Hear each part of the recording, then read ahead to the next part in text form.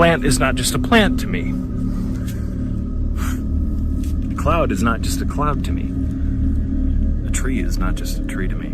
A blade of grass is not just a blade of grass to me.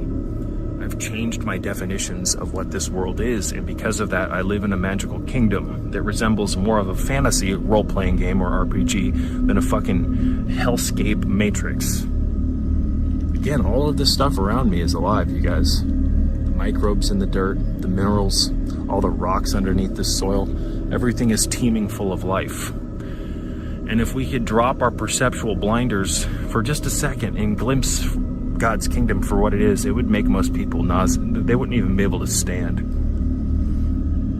If they could finally take in all of the data that they never noticed that's been around them this whole time. So again, you want to build yourself. You want to build your energetic reserves.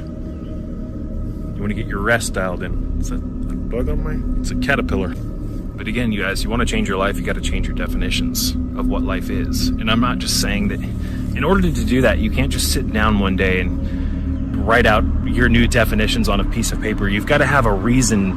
Your being has to be behind the shift in your definitions or your interpretation of reality. And for that, you need to enter into non-ordinary states of reality or altered states of consciousness. And there's a right and a wrong way to do that.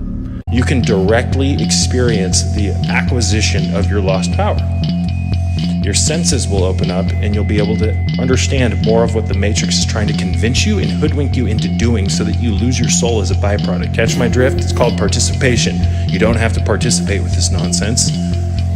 And you can get to the point where you've established a state of health that's beyond what the system's norm of health is. I'm talking about power. I'm talking about ether. I'm talking about fire. Kundalini, folks. This is what they want to stop. Don't you see that? Aren't you paying attention? I hope so. Or are you like millions of these lost souls that are on the earth plantation as slaves? This is a broken system and it's designed this way intentionally. This is a test. Do you not see that? Your heart is being weighed on the scales of Mayat. Do you not see that? Do you not sense it? Do you not feel it deep within your bones, within your blood? Do you not have a genetic memory of this? You know, you're a lot more aware of what's going on than you give yourself credit for, but you've lulled yourself into a state of slumber. And your day-to-day consciousness now resembles a deep unconscious sleep. There's no lucidity. Getting healthy requires you to become lucid. It takes action. Lucidity requires action because once you become lucid to the truth, you're at a fork in the road, aren't you? You either keep going down the current or you swim up current. Swimming up current takes effort. Builds your muscles though. You see, the easy path is for the sheep. They're floating down the river.